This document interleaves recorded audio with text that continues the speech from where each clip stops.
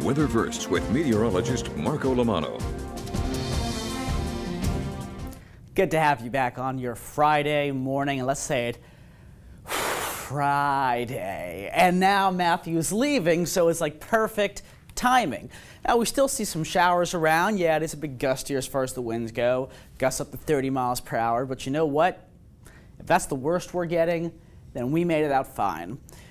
Now, as far as where the strongest winds are, here's your eye wall in association with Matthew. Here's Brevard County, Daytona Beach. So we're looking at a very high possibility that this eye wall is going to move right into the Daytona Beach coast, bringing some major hurricane force winds. Now, the strongest winds are to the right front quadrant of the storm. That's where you get those 120 mile per hour winds. But I'm still expecting major hurricane force winds, or at least strong Cat 2 winds that they're going to be getting so close to the eye wall.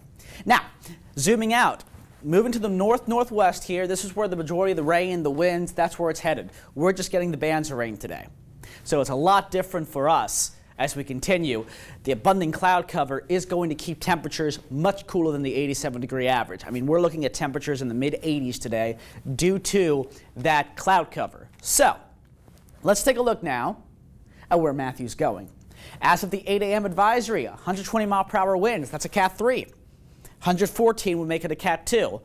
North-northwest at 13 miles per hour. Pressure's gone up, which is good news. Higher the pressure, the weaker the storm. That's why when you have a high pressure system in the area, you're normally very dry.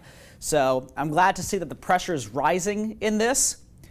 It'll be moving along the coast. It's taking a more easterly track, so it is possible that it'll never actually make landfall. Although, if the eye wall touches the coast, I mean, that's, those are very strong winds regardless. Then this will make that big loop 40 mile per hour storm by next week. Not much. So even if this loops back into Florida, this is not a scary storm looping back in. All right, it's not looping back in as a Cat 4. If it loops back and actually goes to Florida, not south, it's looping as a tropical storm. That's not a big deal. All right, rainfall, sure, could bring a lot of rain, but that's next week. As of right now, we are not getting a lot of rain. As a matter of fact, tomorrow we're drying out completely. Sunday, Monday, Tuesday, dry air, lower humidity, lower temperatures, cooler overnight lows. We're finally getting our first foray into a Florida fall starting this weekend.